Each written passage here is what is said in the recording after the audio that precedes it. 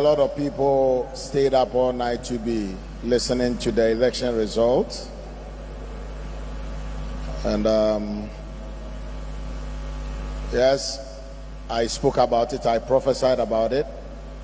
The same way God has been speaking to me over the years, He spoke to me. But the opposite occurred. The Bible says that let God be true and let all men be liars. I saw right, I heard right, but the opposite had occurred.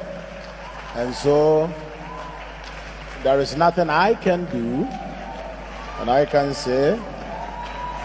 It's very interesting that in our walk with God, there are times that you feel you know Him so much, you have come to a place, and He always starts and redefines Himself to you. And personally, I think that